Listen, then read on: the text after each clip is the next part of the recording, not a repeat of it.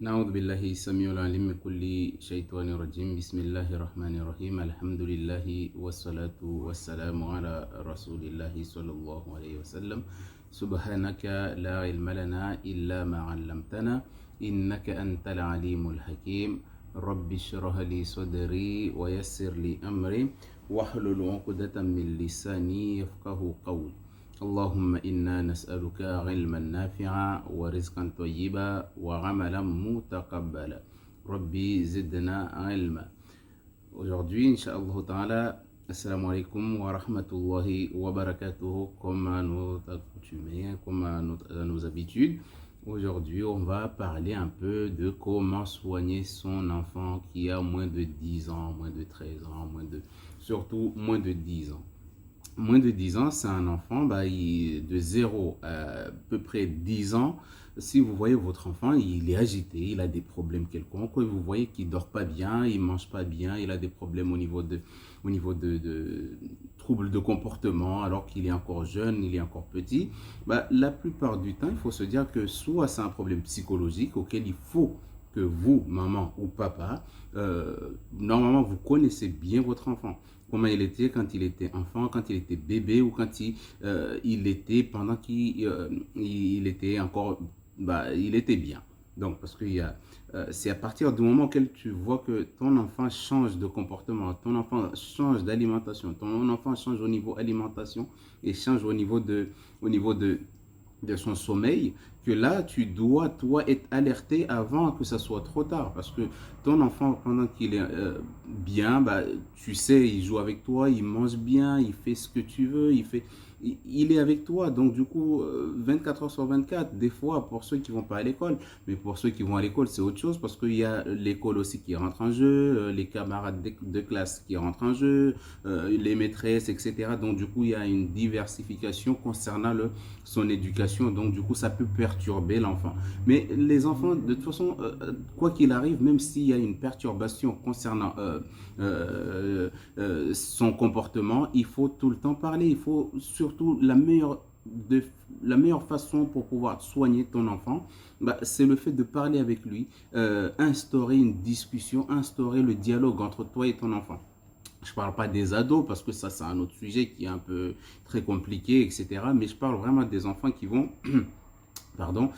entre 0 et 5-10 ans.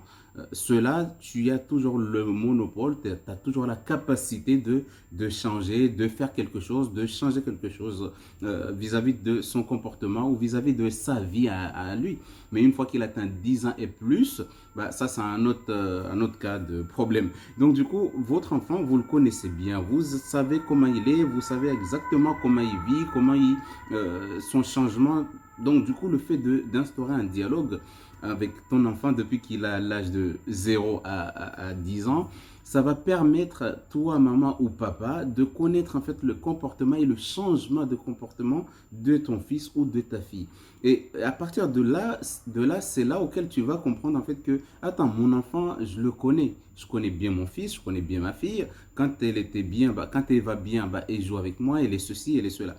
Mais le moment auquel elle va tomber malade, le moment auquel elle va commencer à avoir quelques difficultés. Je ne parle pas des maladies auxquelles on peut aller voir le médecin, etc. Mais je parle vraiment des maladies occultes, des mots occultes. Du genre, on va prendre le mauvais œil. Justement, ton enfant, quand il a un mauvais œil, la plupart du temps, beaucoup de gens m'appellent en me disant, oui, mais mon enfant a des djinns, a des sorcelleries, etc. Il a quel âge? Il a 3 ans, il a 4 ans, il a 5 ans, il a 6 ans, il a 7 ans. Il faut savoir qu'un djinn, le djinn, juste pour éclaircir en fait ce sujet, tous les gens, la plupart des gens, en fait, ils mettent tout au dos des djinns. Ils mettent tout au dos des sorcelleries. Mon enfant, il va pas bien, je crois qu'il a un djinn qui l'embête. Je crois qu'il a une sorcellerie qui l'embête. Il faut vous dire que votre enfant, tant qu'il n'a pas à peu près 10 ans, le djinn va s'ennuyer dans son corps. Ça, il faut le savoir. Même toi, maman, tu joues avec ton enfant, mais il ne comprend rien. Des fois, tu lui dis des trucs, voilà. Mais à partir d'un certain âge, en fait, le djinn ne va pas rentrer dans un corps humain, il ne va pas rentrer dans un corps d'un enfant, parce qu'en fait, le djinn va s'ennuyer. Donc, du coup, s'il va s'ennuyer, qu'est-ce qu'il va faire? Il ne va rien faire, il peut faire que du mal. Mais le mal, comment un djinn va faire du mal à ton enfant qui a moins de 10 ans? Oui, 10 ans. C'est qu'en fait, quand un enfant a ce qu'on appelle un mauvais œil, et le mauvais œil, c'est ce qui permet en fait au djinn de pouvoir accéder, avoir une porte pour embêter ton enfant. D'accord? Donc du coup, une fois que l'enfant a un mauvais œil, soyez sûr qu'un djinn peut l'embêter. C'est vrai, il peut voir les djinns, il peut te dire, maman, j'ai vu quelque chose, maman, j'ai vu quelqu'un, etc. Mais ça ne veut pas dire qu'il faut avoir peur de ce que l'enfant te dit. Il faut toujours lui poser, juste lui poser la question, qu'est-ce que tu as vu? À quel moment, à quel endroit tu as vu ça? Il va te montrer de doigts, j'ai vu ça là-bas, j'ai vu quelqu'un passer. Toi, au lieu de paniquer, parce que la plupart du temps, les mamans paniquent. J'ai vu mon fils, allô, mon fils m'a dit qu'il a vu quelque chose passer, moi j'ai peur et l'enfant aussi a peur. Du coup, personne ne peut soutenir l'autre. Ça, c'est vraiment quelque chose de très compliqué quand ça arrive. La maman a peur, le papa a peur et l'enfant a peur. Du coup, il n'y a personne qui peut aider l'autre. Alors que quand c'est comme ça, euh, quand tu vois ton enfant a peur de quelque chose, il faut que toi, la maman, tu lui poses, ou le papa, tu lui poses la question en lui demandant où est-ce que tu as vu cette chose-là. Il va te montrer, c'est à cet endroit-là. Ok, allez, viens, on va à cet endroit. Tu le tiens par la main. Un enfant, tant que tu le tiens la main, il peut aller où tu veux avec lui. Tant que c'est ton enfant, hein, je ne parle pas des gens extérieurs, il faut bien éduquer ses enfants. Si un inconnu t'appelle ou un inconnu te touche, là, il faut en parler à des adultes, etc. Ça, c'est ça autre chose. Mais je parle vraiment de le fait que tu es à la maison avec ton fils ou ta fille et te dit j'ai vu quelque chose. Un enfant, quand il voit un djinn, les djinns, c'est normal. Il y a des enfants, quand ils ont moins de 3 ans, auxquels ils ne comprennent pas bien la vie, les djinns apparaissent comme ça, mais vu qu'ils savent que l'enfant ne peut pas expliquer que oui, maman, j'ai vu un djinn, tant que l'enfant ne parle pas, en fait, il peut voir les djinns passer. Des fois, les djinns, ils viennent jouer avec lui, etc. Mais vu qu'il, pour lui, c'est un ami, c'est quelqu'un, etc. Du coup, en fait, c'est pas si compliqué à cet âge-là. Euh, il peut voir les djinns parce qu'ils ne peuvent pas en parler. Donc, la plupart du temps, il y a des enfants qui jouent, tu vois ton enfant, etc. Il joue avec des gens, etc. que toi-même, tu ne vois pas. Il parle avec des gens que toi-même, tu ne comprends pas. Des fois, les djinns, ils viennent et ils jouent avec, ils parlent avec. Mais c'est pas grave, ça, quand c'est comme ça, c'est pas ça vraiment le souci. Le souci, c'est quand ton enfant a un mauvais œil. Le mauvais œil attire des mauvais djinns, des djinns qui viennent en fait embêter ton enfant. Donc tu vas trouver que ton enfant, pour savoir s'il a un mauvais œil, c'est le fait qu'il n'a pas l'appétit, il n'arrive pas à manger, alors qu'avant il mangeait, vu que tu connais ton enfant, tu sais que quand tu lui mettais un bol de riz ou un bol de pâtes, etc., il mangeait en étant fier, en étant content de manger tout ça. Et d'un coup, il lui arrive un moment auquel il n'a pas envie de manger, il n'arrive pas à manger. Ou même quand il mange, quand il voit le manger, il n'a pas faim. À chaque fois, il te dit, j'ai pas faim, j'ai pas faim. Je ne parle pas de maman qui donne des goûters à longueur des journées, tous les 2 secondes, des goûters, goûter. Du coup, ça coupe l'appétit aux enfants. Il faut vraiment instaurer au niveau alimentation, euh, pour ne pas se tromper dans les diagnostics. Il faut que ton enfant, quand le matin, il mange son petit déjeuner à 10 heures si c'est le week-end. Bon, il peut avoir son goûter, etc., 10 heures, etc. À midi, il faut qu'il mange. À 16 heures, lui donner un petit goûter, etc. Donc, il y a des enfants qui ont plus faim que d'autres. Donc, du coup, tu connais ton enfant. Tu sais exactement à quel moment. Mais le fait de donner des goûters à tous les secondes, les enfants ont ils ont une liberté dans les goûters. Ils mangent à n'importe quel moment. Bah, ils n'auront jamais faim. Ils vont pas manger la nourriture normale, bah, ils vont juste goûter. Donc, du coup, arrivé en fait, il n'aura pas faim du tout. Et là, tu peux aussi confondre au niveau de diagnostic. C'est pour ça qu'il faut vraiment aussi qu'il y ait une hygiène de vie, en fait, pour tes enfants, pour mieux comprendre que ton enfant, pourquoi il maigrit, pourquoi il ne mange pas, etc. Donc, du coup, c'est une fois que tu vas instaurer ce genre de règles-là au niveau de l'alimentation, une bonne hygiène de vie, que tu comprendras si ton enfant a ce qu'on appelle un mauvais œil. Donc, du coup, le mauvais œil, quand il atteint un enfant, il a du mal à manger, il a du mal à dormir, il va tout le temps se réveiller la nuit, ou des fois il se réveille en sursaut, des fois il crie la nuit en se réveillant. Donc c'est parce qu'il a un mauvais œil. Et le mauvais œil, en fait, ils attirent les démons pour venir lui faire peur. Donc du coup, comment le démon, il vient faire peur à ton enfant? En fait, le démon, quand il voit qu'un enfant a un mauvais œil, en fait, ça ouvre une porte au démon de venir faire du mal à ton enfant. Oui, à faire peur surtout à l'enfant. Donc, du coup, il vient là, en fait, quand l'enfant dort, en fait, il lui ouvre les yeux tout rouges comme ça. Du coup, l'enfant, il se réveille en sursaut de 0 à peu près à 10 ans, je peux dire même moins de 10 ans. Mais l'enfant, en fait, le djinn, quand l'enfant a un mauvais œil, le djinn, il vient, il lui ouvre les yeux comme ça. Et du coup, l'enfant se réveille en sursaut, où il va crier, il aura peur comme ça. Donc, du coup, là, ça montre en fait que ton enfant a un mauvais œil. Donc ça, c'est des signes en fait que la maman surtout qui est souvent avec son enfant ou le papa qui est souvent avec son enfant, il voit son enfant, enfin, il dort pas comme d'habitude. Avant, il dormait du matin, du soir jusqu'au matin. Et là, d'un coup, il voit son enfant qui se réveille en sursaut, qui pleure, il a peur de dormir seul, etc. Il sent des choses, il fait des cauchemars, etc.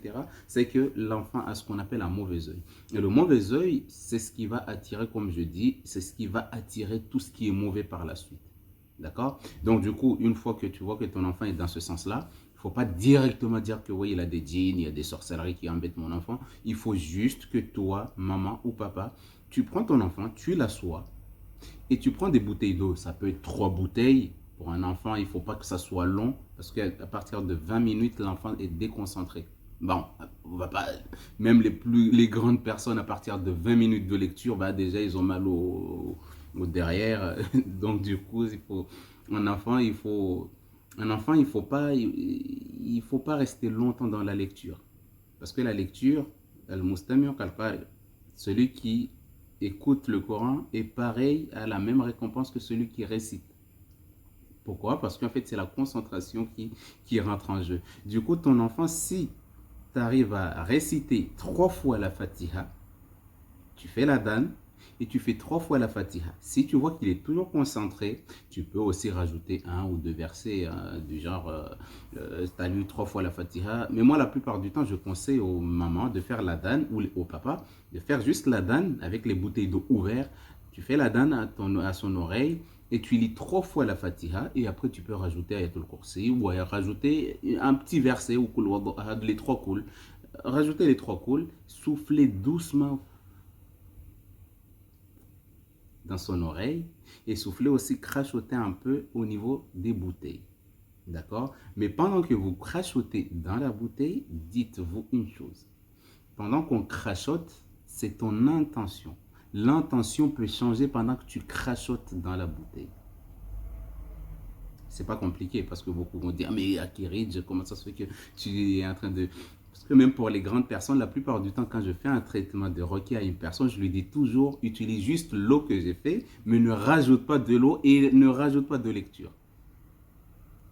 Parce que pour crachoter, la plupart du temps, quand on crachote dans l'eau, comme ça, il se passe qu'on change d'intention sans le savoir. C'est très compliqué de... Bon, c'est pas compliqué pour certaines personnes, mais ça peut être très compliqué de garder la même intensité d'intention. Pendant que tu lis pour ton enfant sur un mauvais œil, Bismillahirrahmanirrahim, tu récites la Fatiha, tu fais la danne dans son oreille et tu récites 3 fois la Fatiha. Tu peux faire que ça et ton enfant, dès que tu termines, tu lui demandes tu te sens comment. Si c'est un enfant qui parle, mais si c'est un bébé, bah, tu peux réciter 1 fois la Fatiha. Fais la danne et tu récites 1 fois la Fatiha et tu crachotes dans l'eau et tu le baignes pendant 3 jours et tu le fais boire et tu le fais baigner pendant 3 jours. Si c'est un enfant aussi de moins de 10 ans, bah, tu peux aussi faire la même chose. Tu récites 3 fois la Fatiha, tu fais la danne. Allahu Akbar, Allahu Akbar, Allahu Akbar, Allahu Akbar. أشهد أن لا إله إلا الله أشهد أن لا إله إلا الله أشهد أن محمدا رسول الله أشهد أن محمدا رسول الله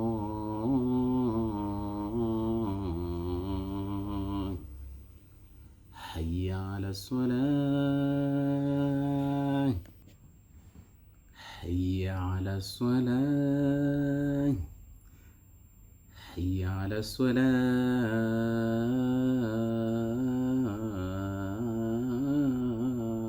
Donc voilà, tu fais la danne jusqu'à la fin et une fois que tu as fini la danne, après tu récites la Fatiha 3 fois. Alhamdulillahi Rabbil Alamin, Ar-Rahmanir Rahim, Maliki Yawmiddin, Iyyaka na'budu wa iyyaka nasta'in, Ihdinas siratal mustaqim, Siratal ladhina an'amta alayhim, Ghayril maghdubi alayhim waladdallin. tu récites vraiment pour un enfant, c'est pas comme un adulte. Parce que quand on récite pour un adulte, on n'utilise pas la même intensité de voix. Parce que selon la personne qui est en face, si c'est une personne douce, bah, on utilise une voix douce. Si c'est une personne qui est agitée, si c'est une personne bah, on utilise selon ce qu'il y a. Bon, ça, après, ça, c'est quand on veut réciter sur des gens, etc. etc. Donc, du coup, pour un enfant, en fait, c'est vraiment la voix la plus douce. Bismillahirrahmanirrahim.